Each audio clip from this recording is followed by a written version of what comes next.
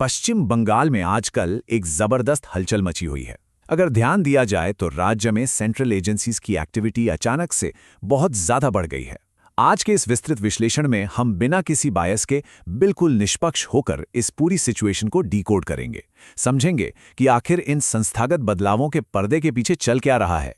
और यहीं से एक सबसे बड़ा और शायद सबसे विवादित सवाल पैदा होता है, क्या पश्चिम बंगाल में लोकतंत्र खतरे में है? अचानक से नेशनल इन्वेस्टिगेशन एजेंसी, चुनाव आयोग और बाकी सरकारी जांच एजेंसियां इतने बड़े पैमाने पर एक्शन मोड में क्यों आ गई हैं? क्या ये सिर्फ राज्य की सुरक्षा सुनिश्चित करने का मामला है या फिर राजनीति का कोई बड़ा खेल चल रहा है? आइए इस गुत्थी को मिलकर सुलझाते हैं।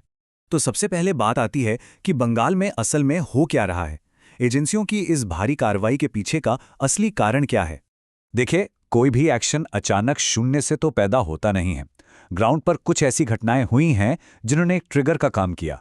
मुख्य रूप से 3 चीजें: राज्य में लगातार सामने आ रही हिंसा की खबरें, चुनाव प्रक्रिया के दौरान रिपोर्ट की गई अनियमितताएं और हाल ही में उभरे कुछ बेहद गंभीर सुरक्षा संबंधी मामले। इन्हीं स्पेसिफिक घटनाओं ने केंद्र सरकार को इन जांच एजेंसियों को पूरी तरह से एक्टिव मोड में लाने पर मजबूर किया है।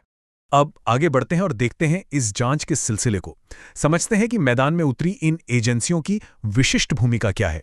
अगर ग्राउंड जीरो की सिचुएशन का जायजा लिया जाए तो हर एजेंसी को एक बहुत ही स्पेसिफिक टास्क दिया गया है। जैसे NIA यानी राष्ट्रीय जांच एजेंसी, इनका पूरा फोकस बम धमाकों और राष्ट्रीय सुरक्षा से जुड़े संभावित आतंकी खतरों को गहराई से खंगालने पर है। दूसरी तरफ चुनाव आयोग ने मोर्चा संभाल रखा है। निष्पक्ष चुनाव के लिए केंद्रीय बलों की तैनाती बढ़ा दी गई है और बूथों पर बहुत ही सख्त मॉनिटरिंग हो रही है। और हाँ, ED और CBI को तो भूल ही नहीं सकते, जो विशेष रूप से भ्रष्टाचार, घोटालों और इल्लीगल ट्रांजैक्शंस की जांच कर रही हैं। इन सबका एक ही कंबाइंड गोल है, बिना डर के मतदान सुनिश्चित करना और गैर कानूनी गतिविधियों पर लगाम लगाना। अब ये तो हुई एजेंसियों की बात, लेकिन इस पर केंद्र सरकार का क्या तर्क है? उनका पक्ष जानना भी उतना ही जरूरी है। इस पूरी कार्रवाई पर केंद्र सरकार का स्टैंड एकदम क्रिस्टल क्लियर है। उनका सीधा सा तर्क है कि राष्ट्रीय सुरक्षा और निष्पक्ष चुनाव सुनिश्चित करना उनकी प्राथमिक जिम्मेदारी है। केंद्र के नजरिए से देखा जाए तो एजेंसियों की ये भारी मौजूदगी कोई मनमानी नहीं, बल्कि देश की रक्षा और लोकतांत्रिक प्रक्रिया को सेफ रखने के लिए उठाया गया एक बहुत ही महत्वपूर्ण कदम है। उनके अनुसार जब भी कानून व्यवस्था पर सवाल उठते हैं तो हस्तक्षेप करना केंद्र का दायित्व बन जाता है। लेकिन कहानी का दूसरा पहलू भी है, और वो है इस पर हो रहा जोरदार राजनीतिक पलटवार और विपक्ष का कड़ा विरोध। राज्य सरकार और TMC का नजरिया इससे बिल्कुल 180 डिग्री अलग है। उनका सीधा और संगीन आरोप है कि ये कोई सुरक्षा की कवायद नहीं है, बल्कि राज्य की मशीनरी का संस्थागत दुरुपयोग है। उनका मानना है कि केंद्र सरकार जानबूझकर इन संस्थाओं का इस्तेमाल सिर्फ और सिर्फ अपने राजनीतिक प्रतिद्वंदियों को घेरने और उन पर अनुचित राजनीतिक दबाव बनाने के लिए कर रही है। तो हम साफ तौर पर देख सकते हैं कि यहाँ 2 बिल्कुल अलग और विपरीत विचारधाराएं आपस में टकरा रही हैं। एक तरफ बीजेपी का वो मजबूत तर्क है जो कहता है कि ये सब कानून व्यवस्था और लोकतंत्र की रक्षा के लिए है।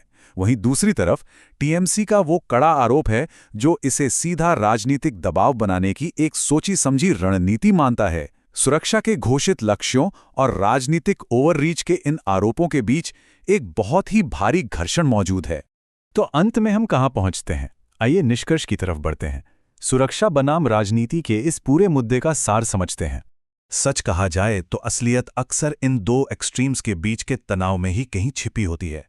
एक तरफ इस बात से बिल्कुल इनकार नहीं किया जा सकता कि सुरक्षित और निष्पक्ष चुनाव किसी भी लोकतंत्र की निर्विवाद आवश्यकता है और इसके लिए कानून प्रवर्तन एजेंसियों का होना अनिवार्य है। लेकिन दूसरी तरफ सत्ता की मशीनरी के राजनीतिक हथियार के रूप में इस्तेमाल होने का जो डर है, उसे भी पूरी तरह से खारिज नहीं किया जा सकता। एक लोकतांत्रिक संघीय ढांचे में इन दोनों के बीच बैलेंस बनाना सच में एक बहुत ही नाजुक काम है। और अंततः ये पूरा घटनाक्रम एक ऐसा बड़ा सवाल छोड़ जाता है जिस पर गंभीरता से सोचना जरूरी है। क्या बंगाल में एजेंसियों का यह एक्शन वाकई कानून व्यवस्था बनाए रखने का एक सच्चा प्रयास है या फिर यह राजनीति का एक नया हथियार बन चुका है? इस सवाल का जवाब और इस पर विचार अब हर किसी को अपने स्तर पर करना होगा।